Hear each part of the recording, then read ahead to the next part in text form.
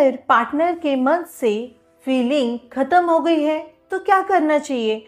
कई बार होता है ना कि सामने वाला इंसान ना वैसे इंटरेस्ट ही नहीं दिखा रहा होता है, कई बार वो वैसी वैल्यू नहीं कर रहा होता है, तो हमें खुद फील होता है शायद ना उसकी हमारे प्रति ना अभी फीलिंग ही खत्म हो गई है। कई बार तो सामने वाला इंसान आपके सामने आके ये तक बोल देता है, यार अभी तुम्हारे लिए ना वैसी वाली फीलिंग नहीं बची है, अभी ना तुम्हारा साथ अच्छा नहीं लग रहा है मुझे। और कई बार हम खुद ही फील कर लेते हैं कि शायद ना उसका इंटरेस्ट हम में से ख़त्म हो गया है, हमारे लिए ना फीलिंग बची नहीं है उसके मन में। ऐसा होता है ना, तो ऐसे टाइम पे ऐसे सिचुएशन में हमें क्या करना चाहिए जिससे पार्टनर के मन में फिर से वो फीलिंग्स रिक्रिएट कर पाए। तो आज की वीडियो में हम इसी टॉपिक पर डिस्कस करने वाले हैं, लेकिन उससे पहले अगर वीडियो पे फर्स्ट टाइम आए हैं तो चैनल पे जाके और भी वीडियो चेकआउट करिए। If you think it is a valuable so please subscribe my channel. ठीक है, चलो देन स्टार्ट करते हैं। तो देखो दोस्तों, आप बोल रहे हो ना कि आपका पार्टनर आपकी वैल्यू नहीं कर रहा है, आपकी इम्पोर्टेंस नहीं समझ रहा है, आपके प्रति उसकी फीलिंग ख़त्म हो गई है। तो पता है आपको इसके पीछे ना मेन रीज़न क्या है?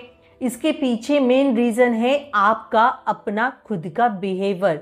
जी हाँ, आपका बिहेवियर अप्रोप्रिएट है, मीन्स कि आपके बिहेवियर पे डिपेंड करता है कि आपका पार्टनर आपके साथ कैसे व्यवहार कर रहा है। जैसे कि अगर आपका बिहेवियर किसी इंसान के अंदर इंटरेस्ट डेवलप कर सकता है तो ऑब्वियसली सामने वाला इंसान का इंटरेस्ट ना आप में बढ़ सकता है, बट आपके बिहेवियर में वो इंटरेस्ट ही आप डेवलप नहीं कर पा रहे हो तो ऑब्वियसली वो इंसान आप में इंटरेस्ट क्यों दिखाएगा। समझ रहे हो बात को? अपना बिहेवियर वो पार्टनर के साथ कैसे है ये काफ़ी हद तक ना डिपेंड करता है पार्टनर का इंटरेस्ट या फीलिंग्स आपके प्रति कम होने के लिए। तो आप जो भी बिहेवियर कर रहे हो ना, इसे आपको फिगर आउट करना बहुत ज़्यादा ज़रूरी है। आपको अपने बिहेवियर के अंदर ना चेंजेस करना बहुत ज़्यादा ज़रूरी है और मैं हेल्प करूँगी ना आपके बिहेवियर को चेंज करना आने के लिए। मैं कुछ ऐसी बातें ले आई हूँ, कुछ ऐसे पॉइंट्स आपको बताऊँगी जिसे आपने खुद के ऊपर इम्प्लीमेंट किए ना तो आपके बिहेवियर में भी चेंजेस हो जाएगी और इवन यही नहीं, एक मैजिक भी हो जाएगा। समझ रहे हो? फिर आप बोलोगे मैम यार हम तो इतने साल से ट्राई कर रहे थे वो सामने वाले इंसान के मन के अंदर फीलिंग्स फिर से रिक्रिएट करने के लिए, बट हो ही नहीं पाया। बट अभी मैं जो बातें बता रही हूँ ना, इसे ध्यानपूर्वक सुनिए, क्योंकि ये चीज़ आपको चेंज करना बहुत ज़्यादा ज़रूरी है, तो ही वो सामने वाले इंसान के मन के अंदर आप अपने लिए फिर से फीलिंग्स रिक्रिएट कर पाओगे। बट और एक चीज़ बताती हूँ, ये सब प्रोसेस करने के लिए ना टाइम लगेगा, मिनिमम 1 से 2 महीना जाएगा। कोई भी ट्रिक हम फॉलो करते हैं ना तो वो तुरंत नहीं हो जाती है कि रातों रात वो चीज़ हमने इम्प्लीमेंट की और दूसरे दिन हमें रिजल्ट मिल गया। होता है क्या? नहीं होता है ना। तो वैसे ही होता है, हमें ये प्रोसेस के लिए, ये सारे चेंजेस के लिए ना मिनिमम हमें 1 से 2 महीना तो जाएगा ही सामने वाले इंसान के मन में अपने लिए फिर से फीलिंग रिक्रिएट करने के लिए। सबसे पहली बात आपको ध्यान में रखने की ज़रूरत है कि स्पेस देने से कभी भी डरो मत यार, बिंदास होकर स्पेस दे दो। कई बार लोग ना कमेंट्स करते हैं, मैम हमने स्पेस दिया ना तो वो किसी और से बात करेगा या किसी और से बात करेगी, वो फिर मुझे छोड़ देगी या छोड़ देगा। ये डर ना मन के अंदर से निकाल दीजिए। कैसे होता है, अगर हम सामने वाले इंसान को स्पेस नहीं देते हैं ना तो वो ना आपको सरदर्द समझना चालू कर देते हैं, मानो कि सर पे बैठ के आप उनके तांडव कर रहे हो। समझ रहे हो बात को? कई बार हमें स्पेस देना बहुत ज़्यादा ज़रूरी होता है, बट कई लोग होते हैं ना वो दिन में 24/7 वो इंसान के लिए अवेलेबल ही रहते हैं, कभी भी फ्री रहे कभी भी उठ से उठ के कॉल करते हैं, मैसेज करते हैं, और फिर वो सामने वाला इंसान आपके दिन भर कॉल्स मैसेज देख के ना बहुत ज़्यादा इरिटेट होता है। ये चीज़ आपको समझनी होगी। कई बार ना केसेस ऐसे भी होते हैं, अगर सपोज पार्टनर ने आपका कॉल रिजेक्ट किया, कॉल कट कर दिया ना, तो आप उसके पीछे का रीज़न नहीं समझते हो। आप क्या करते हो, धड़ाधड़ 20 से 15 कॉल आपके तरफ से गिर जाते हैं और सामने वाला इंसान फिर ये सोचता है यार कितना सर दर्द है ना मेरी सिचुएशन अंडरस्टैंड ही नहीं कर रही है या कर रहा है, बस कॉल के ऊपर कॉल लगाया जा रहा है। फिर वो एक वक्त बाद ना वो इरिटेट होता है और धीरे धीरे आपके प्रति उसका इंटरेस्ट खत्म होते जाता है। समझ रहे हो बात को? इसीलिए सामने वाले इंसान को ना आपको स्पेस देना बहुत ज़्यादा ज़रूरी है। अभी कई लोगों के दिमाग में ये भी आया होगा, मैम स्पेस देने से ना वो किसी और से बात करता है या किसी और से बात करती है। तो ये चीज़ भी आपको ध्यान में रखनी होगी।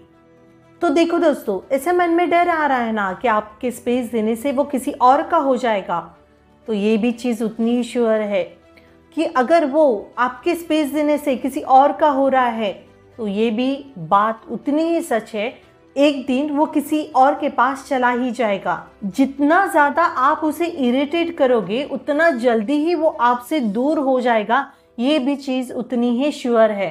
ये चीज़ आपको समझनी होगी। स्पेस देने से सामने वाले इंसान को भी याद करने का मौका मिलता है, बट वही तो चीज़ें आप लोग करते नहीं हो और फिर सोचते हो कि यार वो इंटरेस्ट नहीं दिखा रहा है, उसकी फीलिंग्स खत्म हो गई हमारे प्रति। कैसे फीलिंग आएगी बच्चा? एक चीज़ मुझे आप बताइए, क्या वो इंसान ने आपको इग्नोर करने से आप किसी और के हो जाते हो क्या? नहीं ना। तो आप अपने पार्टनर के लिए ऐसे क्यों सोचते हो? ये चीज़ क्यों एक्सपेक्ट करते हो कि वो किसी और के पास चला जाएगा? वो भी इंसान ही है यार, वो भी आपकी तरह ही इंसान है। तो वो प्यार करता है आपसे तो उसे भी वो फीलिंग रहेगी आपके प्रति।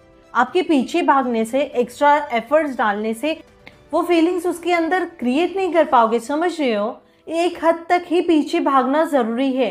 बहुत ज़्यादा एक्स्ट्रा करते रहोगे ना, फिर वो पार्टनर इरिटेट हो जाता है आपके ऐसे बिहेवियर की वजह से।